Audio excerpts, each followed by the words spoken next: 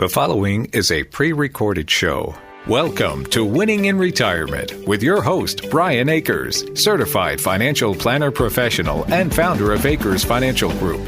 Now, helping you win in your retirement, here's Brian Akers. Welcome to Winning in Retirement. I'm your host, Brian Akers from Akers Financial Group. I'm president and founder, certified financial planner practitioner, and I have Paul Franco with me today. He's a financial advisor from Akers Financial Group. Good morning, Paul. Good morning, Brian. Now, Paul's been with Akers Financial Group almost 9 years. That's right. And he's doing a great job serving our clients. He has his team helping people, which has been a great thing. We really appreciate your efforts with them and how you take care of people. Today's show is we got to have a talk with everybody. And that talk is 5 things that you must do before the end of 2025. So 5 must-dos. Must-dos. Do you like that word, must-dos? That's one of those hyphenated words you say it enough and it doesn't sound like it's English. Or it's like you have to do it. Have to do it. You have to do it. But the word talk, if I say, hey, Paul, we're going to have a talk, is that a good idea, a good thing, happy feeling, or is it a little scary? It depends. I think usually... Depends how I say it, right? Yeah, it's exactly Hey, Paul, right. Let's have a talk. That's exactly right. Yeah, that's probably bad. All right, so if a radio show says, let's have a talk, you're going to go, oh, do I really have to listen to this? Yep. I can say this, that the talk we want to have is how can you achieve all of your financial goals and to be able to have financial freedom in 2026. We have things that you can do right now to make 2025 the best, to get you ready to truly hit every goal. And so these things are fun. Some are things you just got to do, things you've thought of doing, and we're giving you go ahead and do it. That's exactly right. Yeah, these are very concrete ways, practical ways to get yourself in a better situation leading into 2026. Yeah, we first got to talk about the stock market and the Dow Jones. Dow Jones 50,000. What's your thought on the exact day that's going to hit Dow 50,000, Paul? Yeah, it's one of those things that the Dow Jones, ultimately, we're not too far off now. You know, we're at about 46 to 47,000 now on the Dow Jones. Ultimately, that's only a few percentage points away to get to 50,000. So I believe it truly is inevitable. The question is sort of what's going to be the catalyst to get us there. And ultimately, there are lots of market commentators, individuals that believe, and there's a lot of different opinions out there, Brian, but the idea is that it could be before the end of the year that we hit 50,000 on the Dow. Yeah, let me ask this question. Will it hit 50,000? I don't know. I didn't say this year. I'll say this. Ever in your lifetime, I say it certainly will hit 50,000. That's exactly right. It's just a matter of when. Yep. Yeah, a matter of when. And so Dow are 30 stocks. Since 1896, they had the index they put together. And they have these components. Explain to Dow how it works a little bit, if you can. Sure. So the Dow is like, if you compare it to like the broader S&P 500, the Dow Jones is considered a price cap weighted index where the stock price of one of those 30 stocks determines the weighting inside the index. Mm-hmm. But it consists mostly of, blue chip companies that have been around for a long time. There are 30 stocks selected by a committee. But I mean, it's different sectors, technology, financials, consumer staples. There are all these different sectors built into that Dow Jones. But yeah, like you said, 1896, it's been around for some time. It's still an index I like to use when trying to work through overall market performance and trying to see how somebody's doing in their portfolio. Yeah, I like the Dow Jones as a general conservative stock market index. The S&P 500, one of the things about the S&P 500, it's not equally weighted, and there is an S&P 500 equally weighted. And that's an index that we like to follow a lot. That's when you said a broad market, that'd be more a way of saying broadly, evenly spaced out market. And then you have the S&P 500 where 40% is tied up in the top 7 stocks now. It's unbelievable. Because of how far they've gone up over the years, right? Right, and that's the difference between a Dow Jones and a S&P 500 where you have an NVIDIA, for example, that has a $4.5 trillion market cap, which is significantly weighted inside the S&P 500. But where from a stock price standpoint, it might only be worth a little less than 200 right now, and where that's only a 2 or 3% weighting in the Dow Jones, whereas a Goldman Sachs is a little over 10% because of their stock price. Yeah, so like when you look at the S&P 500, there's 500 stocks, but that's like 80% of the stock market values. Over the last 15 years, really, the amount of stocks outstanding have gone way down in the overall market. The private markets have gone really crazy with a lot of private investing. So the S&P 500 is the top that's publicly traded, not always the top when it counts everything private too. Yeah. It's still a great gauge. It's a great gauge for overall market, and it's a benchmark a lot of people use. So yeah, and people also invest in it, and they invest heavily in the S&P 500, and then Vanguard was one of the first ones to start the index, and is the largest fund there is, and that's just a collection of unmanaged tied to the S&P 500, and so they buy the stock as people keep putting in. And so I think what happens is when you think about America and the aging of America, and you look at how we save, how we grow, where we put our money, the S&P 500's had a great run.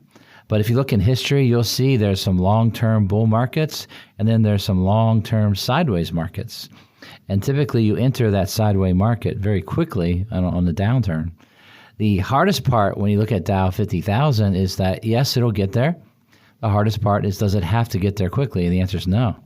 It's just a valuation of what the Dow does, right? And that's the beauty of compound interest, right? Is that idea of it took till 1999 for it to get to 10,000, the Dow Jones. Not that far, not that long ago, right? And then it got up to 40,000 just last year in 2024. It didn't stay above 1,000 until the early 80s. Yeah. That's when it stayed above it, and then it started roaring.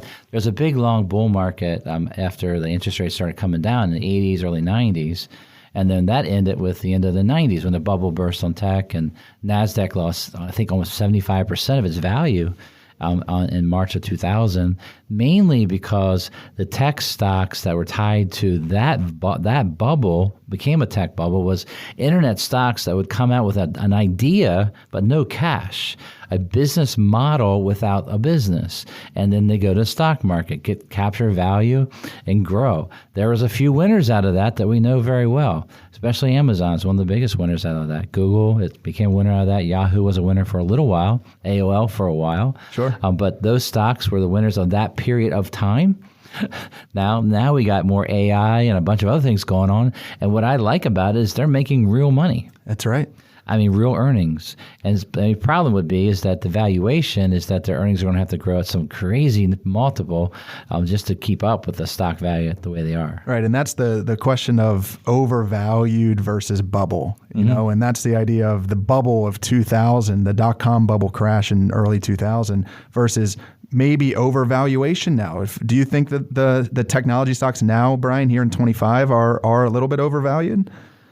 I guess if you have to pin me like that, I'm going to say yes. Let's go with that answer. The reason I say yes is that if you take fundamental, conservative, long-term investing, you would say they're overvalued, even if you overvalue their businesses. So if you take like an old school 14 to 16 price to earnings, and you say, hey, the new tech's worth 21. It's still overvalued. Still close to 30, right? Yeah. All depends on which one it is. Right, a whole lot more now. Yeah, some of them more. But the hardest part is this, is that it's been a roller coaster in 2025. Back in April, we were sitting actually below 40,000. Really? Yeah. Just in April this year. April of this year. And then if you think about it, we didn't hit 40,000 for the first time back in August of 24. Yep. It's almost like we don't like the 40,000 range on Dow. We're just blowing right through it. That's right. Now, in reality, we might stay there a while if there is some pullback. And if you think about end of years, and you think about what people do, sometimes they sell, take their profits, lock it in because they don't mind paying capital gains. Other people are trading their retirement accounts, and long-term capital gains don't matter, so they can reallocate. Then you have the idea of those postponing their capital gains to next year into January, so they don't want to trade. And so they're watching that too. The hardest thing is this, is when you see like the Dow and the S&P rate of return, you compare that to your retirement plan target date fund, you're like, what's going on here? Why am I not earning? Where's the return? Right. Why am I not making money? Because we've heard that comment is, why am I not keeping up? What's your answer to that? Yeah, and a lot of that's because of the other holdings inside those target date funds, especially more recent ones, 25 and 2030 funds that own such a big position in bonds and cash that sort of held us back with some of the market growth. Now, the overly weighted international aspect of the target date funds have done pretty well this year, but I would still argue that it's probably too much of a holding when it comes to international. And we want to be closer to that 15 to 20%, not as much 30 to 35% like's in the target date funds now. Yeah, you said the word us. That we do not like target date funds. And we don't like the idea that there's this blanket answer for everybody. We believe that individualized financial planning is the only answer based on your risk level, your purpose, your money, your ability to handle the ups and downs. We found a lot of success when someone's dollar cost averaging in the 401ks to be in the stock market with all of it. Yep. Not a portion out of it. And we've been heavy U.S. for a long time. And we do have some international, but not a lot. We do have gold and other pieces. Yeah, but a big reason we don't like the the target date funds, Brian, too, is that they automatically, just from a rules-based index, will shift you out of stocks into bonds into cash, or vice versa, not looking at what the environment is that we're in. Yeah, but to defend them, one of the things is this. They came out of fiduciary rules. They had to come up with an answer on how to offer to employees who don't care enough to look. And the sad part is these radio shows, you're listening, you care enough. That's wonderful. Let's see what you have as choices. Let's see what options you have. Let's see what we can do. How can we improve your portfolio? That's where an advisor comes in and helps guide you where you are now into where you need to be, helps you build portfolios. Even if the money's at your work, we can help and guide through financial planning. Yeah, it's one of those things, especially towards the end of this year, we can make as a big goal in going into 2026 is let's look at the 401k. Let's look at the overall portfolio. Are we overly concentrated one way or the other? Can we make those changes now? Oh, yeah. Can we? Absolutely. But you know your password, right? That's always the hard part. I have to reset it every now and then, right?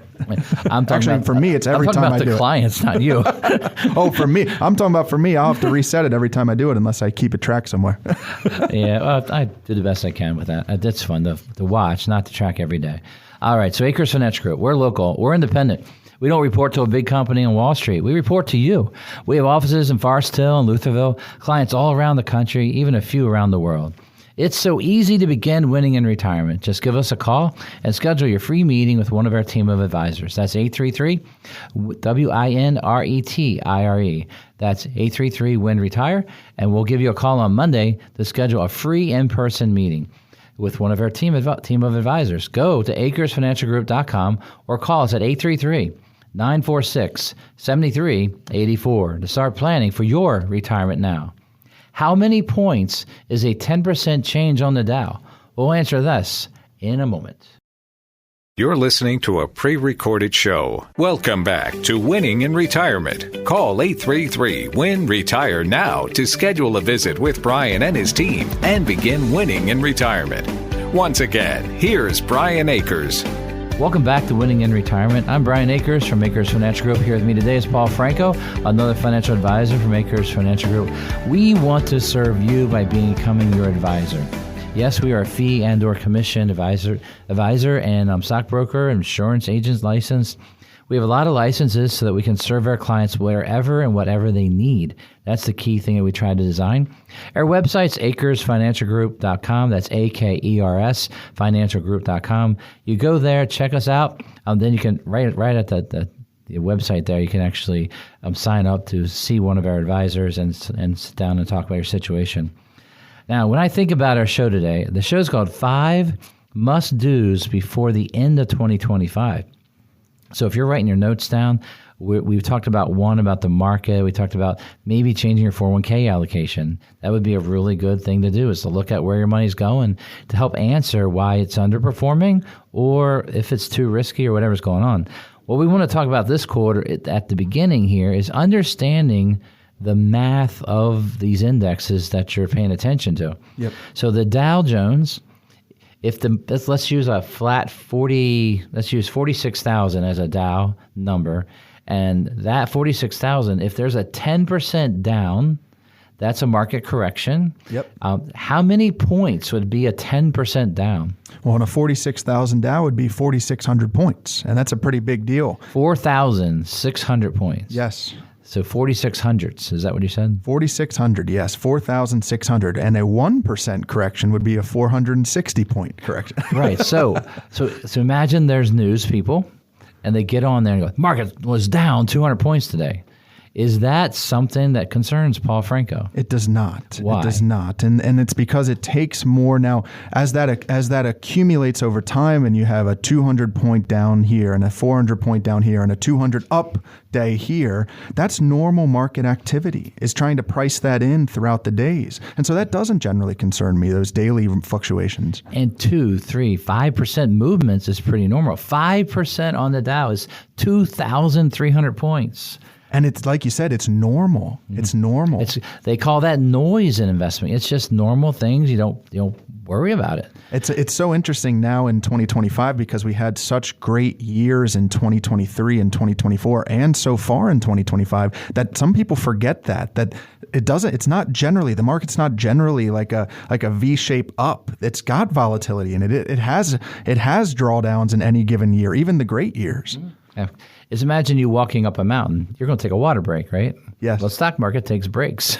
It might not be a water break, but they take a little bit of a break. When they take a break, that means someone might cash out, and if they're selling, it's going down. And I think I would argue that when there's not those breaks, when there's not those subtle times when there's changes and there's corrections that occur, that's actually more scary to me.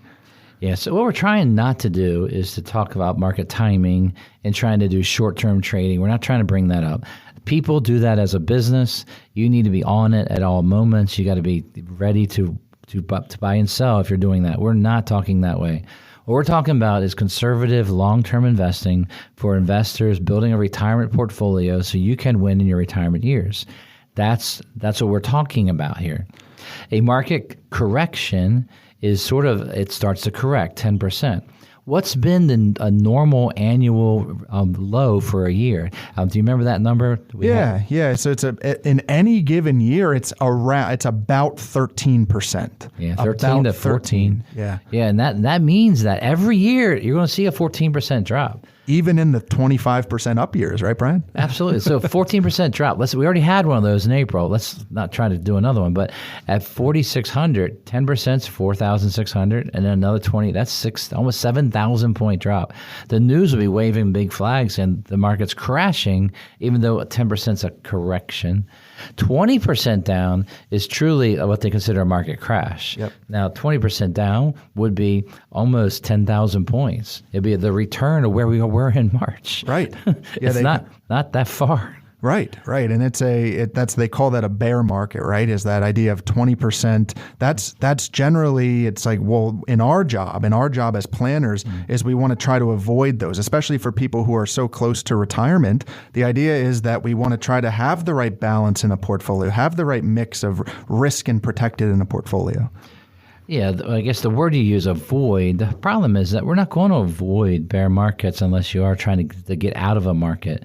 We believe that in investing, it's all about the purpose of your money that will dictate your time horizon and your risk. Your risk normally would mean not 100% in the market for all of your money. If you have true long-term money, 10, 20, 30 years down the road, we would say stock market, we would see bear markets as opportunities to buy and to buy more, and you get more shares, and you take the emotions out, especially in your 401k, you just keep buying. If the market goes down, it's like going to a sale. Right. It's not a problem because you're not retiring that day. Yeah, it's almost, you just want to buy more. You're almost inviting those the younger you are. The other thing is that if you are getting ready to retire, and let's say you've had an incredible run this year and you've hit new numbers and you might have hit your goal number and you've blown past that, we're coming at you right now to say, is it time? Do you want to make a change? You probably should. Can we protect the nest egg that you work so hard to build up, right? Yeah, we're going to have a whole quarter on how to reallocate and realign and what to do right now when it comes to portfolios like that. But the thing we want you to understand is this. When you hear the news and you hear the noise of the news, their goal is for you to watch the news, right? to invest money, we want you to have great habits, fundamental, incredible habits. And that is this. We think long-term money should be in stocks. Now, should it be in just a little bit of everything? No, it should be focused on what's the best of the best. So we build portfolios like that. We design portfolios designed to be where the market's going and where it is and how to make money over time. And that helps us deliver returns. Yeah, it's all about the purpose. Exactly. It's all about the purpose of your money. That then helps us, and we can work through, okay, how do you invest that money? If you know you're going to use money within the next year, you probably shouldn't have 100% of it in the market. We would tell you not to. But absolutely. And annual reviews, I'm saying to everyone, okay, when the market's up, we take from the stock side and we fill up our buckets, and we want to be at least a year and a half. When the market does an incredible move like the last 2 years, I would say, hey, let's get a couple years. Let's build our protected portions. Make those decisions now. We can reallocate now. We don't have to wait. Yes, yeah. I had a client, Brian, the other day where we had allocated some of their money to gold earlier in the year. They had no allocation there before, and we use that through models we have here. And the idea is that, it's had such a great run, but now we've been sort of out of balance from where our targets are. Our balance of the growth side and then the value side and in investing long term. And so we did take a look at it, and we did make those tweaks to get back to where we want to be. And that's the idea of pruning and taking gains off the table, that whole concept. Yeah, we're going to talk a lot about that this show, because we think the 5 must-dos is this, and that is, are you investing your money? Are you saving? Are you going to stop saving if the market goes down 10%, or should you consider saving more? What's your answer to that one, Paul? Ooh, I always, in general advice, it's great to, when there's market corrections, that's the time to buy more. Yeah, to buy, right? If people are saying, I want to stop the bleeding, I want to get out of the market, it's generally a good time to buy the stocks. All right, there's a concept, and it goes like this. When things are high, you sell. Things are low, you buy. If you buy low, sell high, you're going to make money. Yep. That's not what the emotions of our market wants to do. People, what they do is say, oh, I've heard the market's going up the last 2 years. I want to start now. I want to buy now at the high. And as soon as they buy, it goes down. Then they want to get out because they lost money the first time they tried. Our answer is this. Commit to putting something in every month. If the market's high, don't buy all now. Put some in now, some next month. Buy it over the next 6 months. That's perfectly okay. You're not going to miss everything by taking your time getting into a market if you're not already in it. And that concept of just taking the emotion out of it is so important. It's a must. It's a must do. Take your emotions out. Get rid of the emotions so that you can just save your money. Not that you're forgetting about it, but you're allocating money to your future and sending it to the future by investing. Yeah, the statistics are unbelievable when it comes to, if you try to time the market and get it wrong, how big of a difference it is to your end portfolio just by having a few big days you missed. Just by trying to time the market, it is better to stay invested, buy high quality, and buy it over time, and buy pieces over time. Our 401k millionaire clients, which there's a lot of them nowadays, so the way they got there is to save money, save as much as they could, and invest it and be in the market over a long period of time, not guessing, not getting out, putting back in. Because when you do that, you got to make 2 good decisions, get out and get in. Usually they miss the market. The idea normally is to be in the market long term. Is it going to be a good fundamental piece? The hardest part when it comes to getting people to change their mentality towards investing is to assign purpose for all their money. Roth money is where we love to be the most aggressive. IRA money, we can be aggressive until about 5-8 years away from retirement. You've got to start allocating less risk somewhere and make sure you have the portfolio built to be able to have that.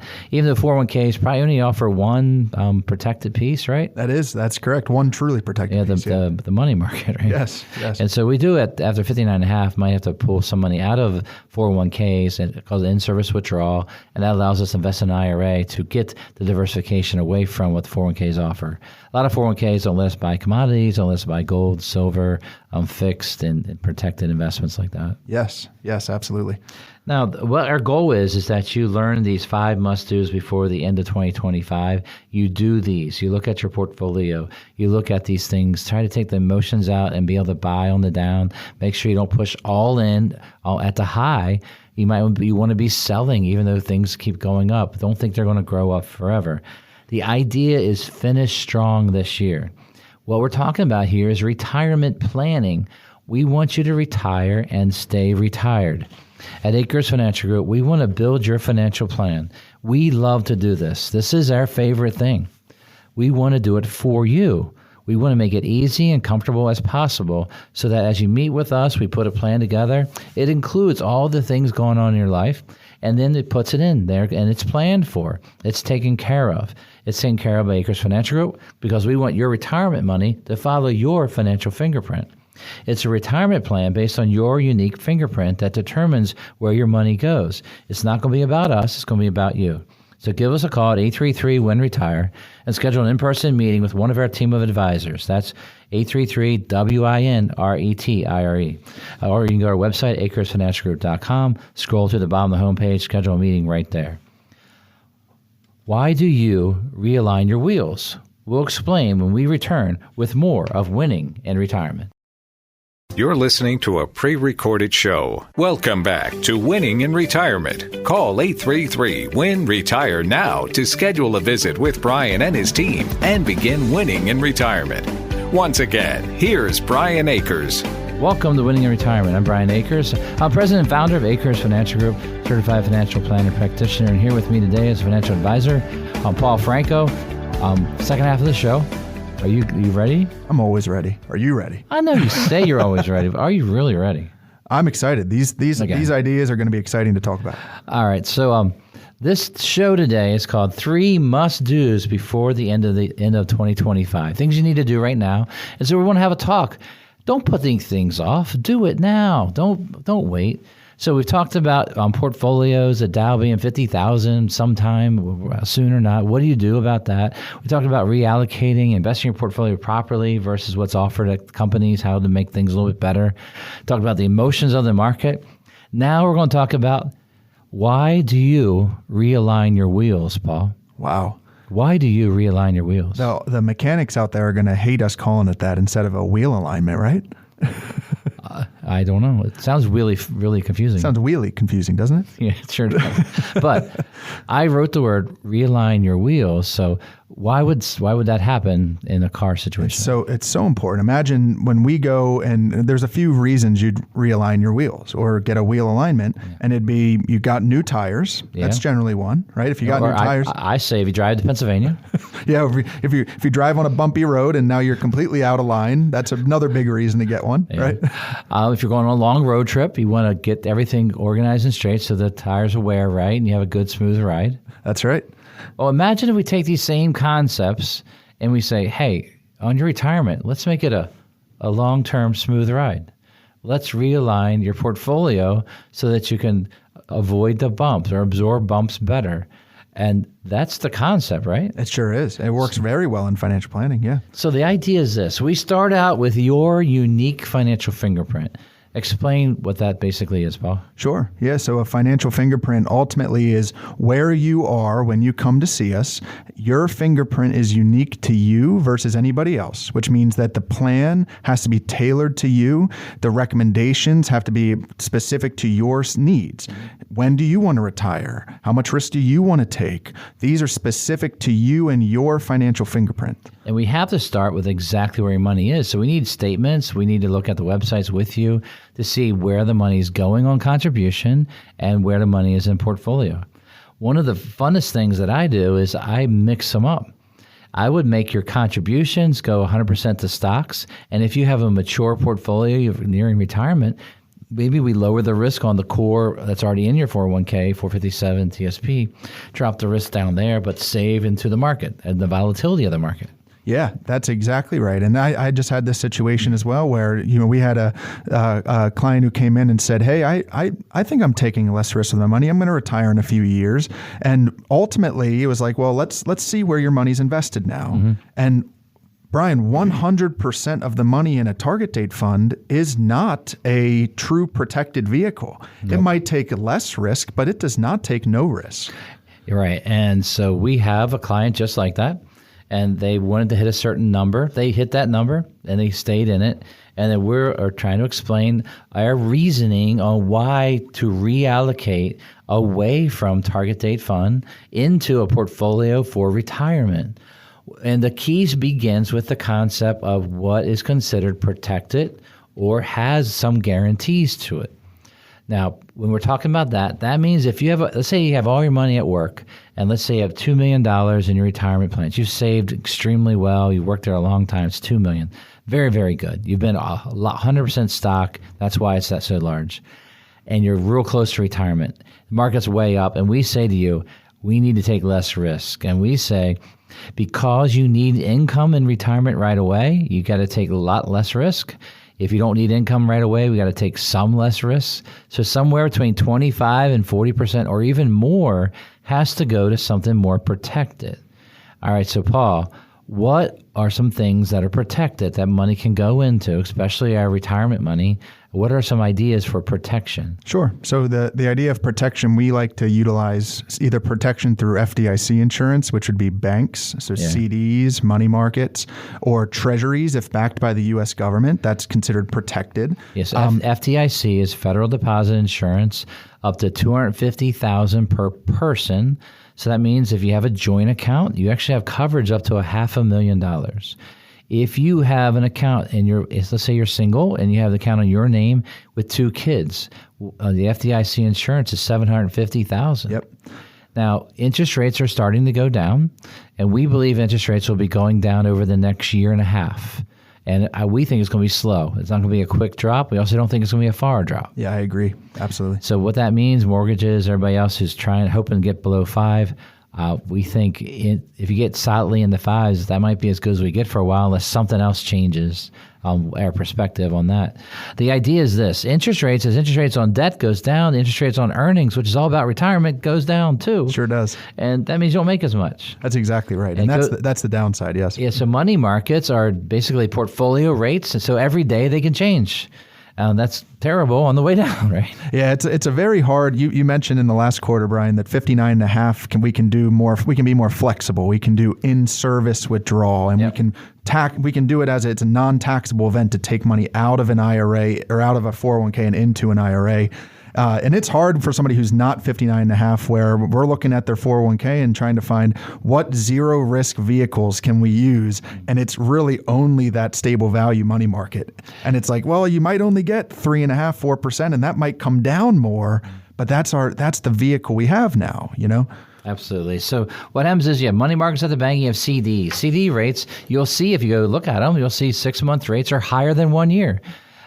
The thing called a yield curve used to be if you invest longer, you got more money. That's how it should be. Yeah. And I think if you curve it back out longer term, it does go up above 6 months. But if you look at CDs, there are some banks that would love to have some more money come in, so they offer sort of a special rate for a while, like a promo, right? Yeah, and so that's not a bad idea to get a good rate if somebody wants to pay you that. Yeah, it's just important to read the fine print. It's only for 6 months, it's not something that's permanent. It's very important. I got to have my quick conversation. CD, I like to call them constantly depreciating. CDs over the years do pay interest, but normally it's not more than what inflation is and taxes. That means you don't get a real rate of return. A real rate of return is investment return above inflation, above your taxes. That means you have to have a portfolio with some portion in stocks to do that. Inflation is one of the things we're battling in retirement years. We need some money in stocks, not all of it. So CDs would be the polar opposite and most likely too conservative for us to beat that. And so that's why we have to look at other ideas besides treasuries. We look at other ideas that can give us some of the market and none of the downside. So what are they, Paul? Yes, those are backed by guarantees of an insurance company. So those can be indexed and fixed annuities that can provide us upside better than a CD, better than a treasury bill, but still give us the guaranteed no downside, which is very important for us. Yeah, unless you get out early, they have early withdrawal penalties, so you got to know all the rules. But what you'll find is some fixed index annuities or equity index annuities, what they'll end up being is some people buy real long-term ones. We don't think interest rates want us to buy long-term, but sometimes they get higher commission if you go further out. We think 5 and 7 years is sort of a sweet spot with locking money into those. You get 10% out of a year. You don't want to build a portfolio that's illiquid. You want to have a portion of these things, not all your money. Yeah. But this will give you some of the market gain and none of the downside if you keep the money there. So index annuity is something to check into. Make sure it's a real index, maybe not a made-up index. Right, and I had this situation as well, Brian, where somebody came to me with an index annuity they've been sold a few years ago, and it didn't really quite fit to what they were looking for. In reality, they put all this money from their 401k into 2 specific policies. Right. And it just was not the right thing for them to do. And so what we ask before those people make those decisions, we want to talk to you. We want to sit down and make sure it's right for you. Well, in that case, what were they looking for? Income or growth? What was going on there? They were looking for protection. Yeah. And income. Right, but the policy they were put into didn't have any income. It did. So the policy they put in had income and it had protection. The problem was they took all of the money and put it in there. So they lost liquidity. They don't have access to any other money. So the answer was all of the money. Yes. And so we believe in broad diversification. Absolutely. You need to use money markets as your cash, the liquid cash. CDs coming due in 6 months so that cash is coming due to pay you again. This laddering of money in the first 2 or 3 years of retirement allows the stock market to grow, and you don't even have to touch it for 3 years because we're going to see some volatility up and down the next couple of years here. And it's wonderful to not have to take, when you're taking income from your portfolio, to not have to worry about selling something at a high or selling something at a low. You have, like you said, 2 years, 12 months to 24 months of distributions available in cash. The other thing we do for liquidity is we have portfolios that are managed through something called a buffer concept. Buffering the investment on the downside, which you limit the upside, but those ETFs are specially designed to have some downside protection, and we build portfolios on that. So there are ways in the way you invest your money to do what some of these banks, insurance companies are doing, and we do a combination of all this based on the risk level, the income need, and what you want to accomplish with your money, because that purpose, that unique financial fingerprint will give us the answers we want. It doesn't have to be one product, one thing like you might have been sold already. Right, and that's what I love about clients who come to us, where we're independent. We're not tied to a specific company. We're not tied to these, products specific. Somebody doesn't come into us and we don't have a product we're going to sell them, before we even get to know them. It's a puzzle, right? It sure is. We got to figure out what's best for you, and we figure that out. Then we diversify across. We believe that when you realign your wheels, you got to think about realigning your portfolio and not be all in one thing.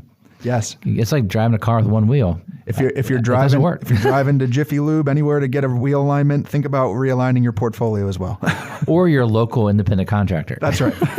All right. So Acres Financial Group, we love to help people win in their retirement years because we know that the best part of retirement is getting your time back.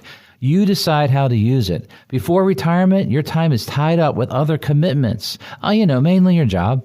A lot of that goes away in retirement. Your time is now consumed by things that you want to do. It's so easy to begin winning in retirement.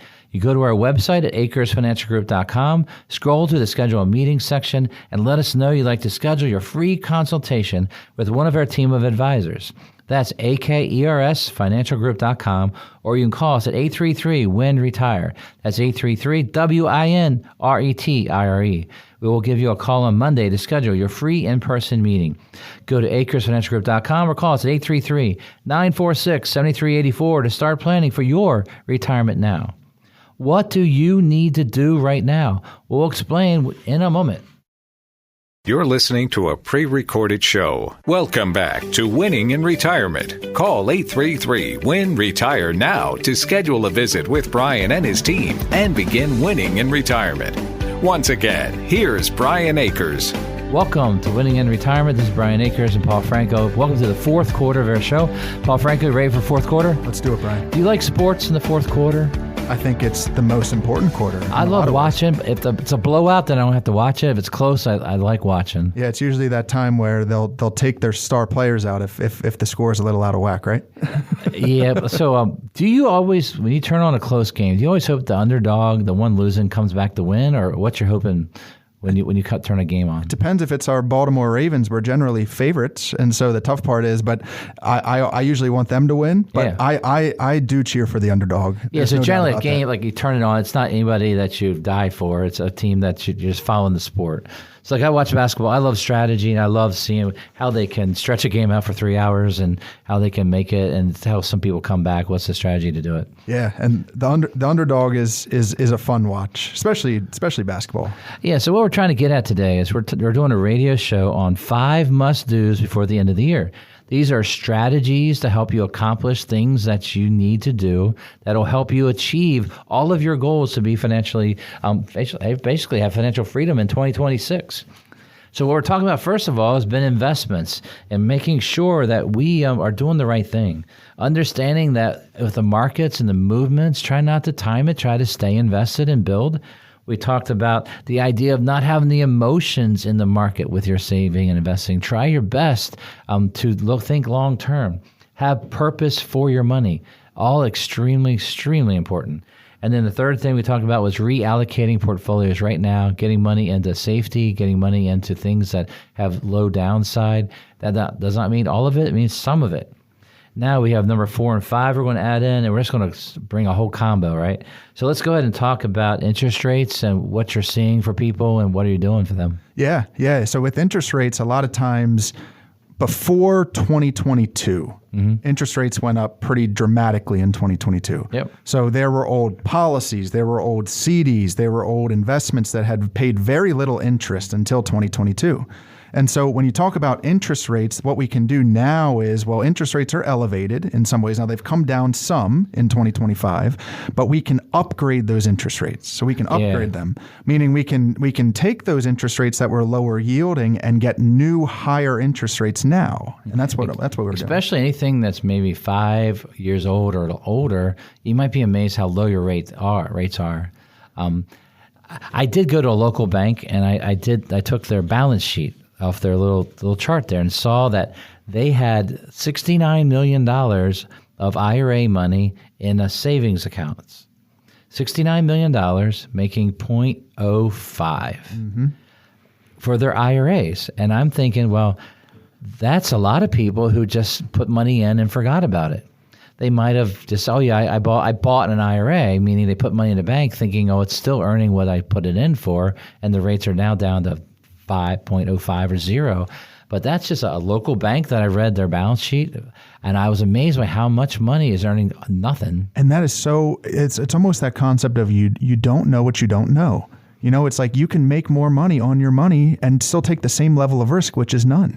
Well, I had sophisticated people who, like on the last day of tax season, they run to a bank, open an IRA, and then this is what happens. It was in a savings bank. I meant to go back. And then 5 years later, they come in, we do a full review. Where's your money at? Here's some statements. This is earning 0. You want 0 risk? We can make 4. We can make 5%. We even build it, we put into your portfolio and try to grow on an average of 8 to 10, whatever risk you want to take. So the hard part is that interest rate upgrades, you don't know what you need to do unless we look at it all, right? Right. If you're right on it at all times, we like that. The hard part is a lot of times people that are right on the interest rates are not diversified because they focus on one thing, not the broad thing. Right, and that's the part where there's the people that will say, hey, I need to put all my money in CDs, all my money in protected, and that's not the case. The problem is that the reality is that inflation, taxes, you're not going to beat that. That same thing we were talking about with those that had all their money in stocks that you need to reallocate down. There's people that have all their money in the 0 risk, and they're not beating inflation, not making a real rate of return. So this blending of building their plan. We like your retirement plan to be built on what's your income need to cover your expense, how to cover that, how to cover your income with as many guarantees as possible so that money's going to be there for you now and for the rest of your life. The hardest part when I find interest rates is that we love when the mortgage rates go down, but that hurts our investors. It hurts our retirees. Yes, I want all our retirees to be out of debt in retirement. That's a dream, but then their money's not making much if rates drop down much. That's right. Yeah, it's one of those battles, right? It's, well, what's the interest rate you're paying on your mortgage? What's the interest rate you have in the bank? It's so much, All right, number 5 must do that you got to do it for the end of the year. This is our favorite little topic we cover every week, it seems. Roth conversions. We have a little bit of time left to convert to a Roth, maximize your bracket. Explain that to our people that are listening. Yes, so it's where you can take money that you have in pre-tax bucket inside your IRA. You can convert it, pay the tax on it now at ordinary income tax rates. And then now that money's in Roth, that money's tax-free, and the growth that you get over time is tax-free. That's what we like about Roth. I just had a client yesterday, Brian, where we did a Roth conversion, pretty significant Roth conversion in the 24% tax bracket for him. And so we had this is in his situation, we had about $171,000 of room inside the 24% bracket. Now, we didn't want to convert that much because we'd have to pay the tax. We'd have to still come up with, if we convert 100,000 and if say it's a $30,000 of that between 22% federal, 8% state, that's a pretty big number that we got to come up with. But so what we ended up doing was we took some liquid money that we had. They have a pretty significant allocation of pre-tax versus Roth. So we have 10 years now in his situation to try to build more out in Roth. And so we're doing these Roth conversions and we're being specific with how much we can convert without bumping into a new bracket, without affecting other layers of paying more tax. And that's a calculation done with the help of an advisor, a tax projection, understanding tax laws, IRMA laws, their ages, and the goal of the client, and having cash to pay the tax. Right. Now, if you do a Roth conversion here in the fourth quarter, you do have the January 15th to pay them. One of the little tricks we got to do is if you owe Maryland at all, pay it in December with the new One Big Beautiful Bill, the SALT deduction, state and local income tax. If you pay that estimate December 31st, it counts as a 2025 state and local tax payment. Yeah. Yeah, it's exactly right. That's a little new nuance, right? Instead of January, because it used to be January 15th, right? It is January 15th, but we didn't care recently since 2017 because the law changed. Right. Prior to 17, it was a big deal. Always may pay your Maryland early, pay your federal later, and it came back. The other thing that we have to do here is we got to track all of our itemized deductions. You're allowed to deduct charity under One Big Beautiful Bill. That means up to $2,000, not on your itemized, just a straight line. Isn't that something? So when you see your accountant, you got to have it all written out, have all the information, make sure you have it all, and let them run the itemized, see if you qualify. Most likely you won't, but you might. Yeah, and that's why we got to watch for when we're doing conversions, if we're filling up tax brackets, they have impacts on other things. So that's where we sit down, see what we can do, see where we can maximize and levelize your taxes.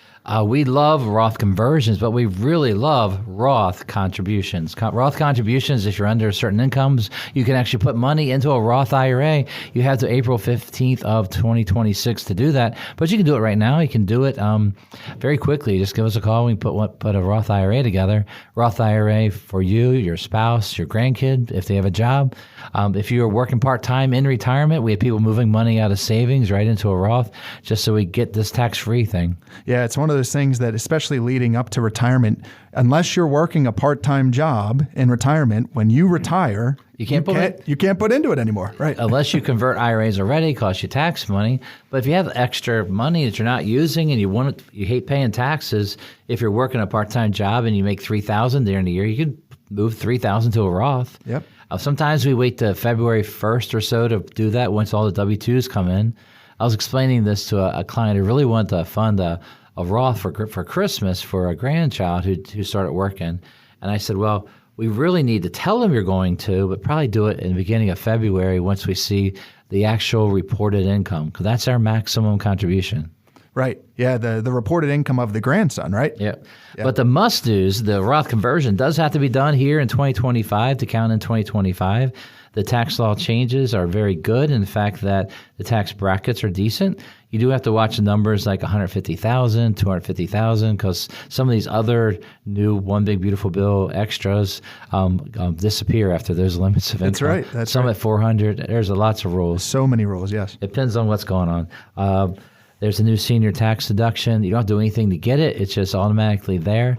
The hard part is if you're over 150,000, it starts to go down. Yep, phases out. Yep. All right. So The idea of 5 must-dos. Must-do is you need to stay in the market, but don't be all in the market. You need to reallocate and build your portfolio. Don't let the emotions drag you down when it comes to what you're doing. If you're getting ready to retire, you need to seriously sit down with an advisor and actually build a portfolio where you're taking less risk, and you need to do it now. Don't think that's going to keep going and going. If you're satisfied with where you're at, let's take less risk in their retirement years. Interest rates, we still can get decent rates. They're not 0 or 1 anymore. They're 3.5 to 4. And then the Roth conversion, I think that's something that people got to do now. The only other thing we have is qualified charitable distributions we're doing here at the end of the year. But these are all things to do right now, right, Paul? Sure are. Yes. We got another month or so left in the year to try to get all this done. That's right. So you got to call us. Yeah, got to call us. Call Acres Financial Group anytime you can to sit down with one of our team of advisors to talk about your exact situation. These 5 must-dos are things that help guide you, to help you become better with your finances, especially for next year. We're going to push hard for your financial freedom in 2026, where the freedom to work is your choice, not their choice. Yes, it's one of the best. That's the best meeting, Brian. It is. When you it tell them, is. hey, you're financially free. You're working because you want to, not because you have to. And that's happened a lot this year because of market growth. And then we have the talk, hey, let's take winnings off the table, take less risks so that we don't have to go back to work if the market does have a big pullback. Yes. All right, so that's what we covered today. You can go to our website, acresfinancialgroup.com. Thank you very much, Paul, for a good show. Appreciate it very much. Thank you, Brian. All right, so that's what we covered today, the 5 must-dos before the end of 2025. We do look forward to meeting with you. We want you to win in your retirement by taking advantage of the opportunity to begin planning with us at Acres Financial Group. To schedule your free meeting with one of our team of advisors, go to our website at acresfinancialgroup.com. Scroll to the Schedule a Meeting section and let us know you'd like to schedule your free meeting. That's acresfinancialgroup.com, or you can call us at 833-WIN-RETIRE. That's 833-WIN-RETIRE. We'll give you a call on Monday to schedule your free in-person meeting with one of our team of advisors. Start planning for your retirement now. Go to acresfinancialgroup.com or call us at 833-946-7384. Thank you for listening. I'm Brian Acres from Acres Financial Group, and we want you to be winning in retirement. You've been listening to Winning in Retirement with your host, Brian Acres of Acres Financial Group. Acres Financial Group offers securities through Archedios Capital, an SIPC and FINRA member firm. Advisory services are provided through Archedios Wealth. Acres Financial Group and Archedios do not share any common ownership. Neither Archedios nor Acres Financial Group provides tax or legal advice. Advice given on winning in retirement is general in nature, and one should seek further advice from their financial advisor, broker, attorney, and or tax accountant before investing. Be sure to read each prospectus carefully to understand all the risks associated with each investment. Examples and scenarios shared are meant to be for illustrative purposes only. Past performance is not indicative of future results.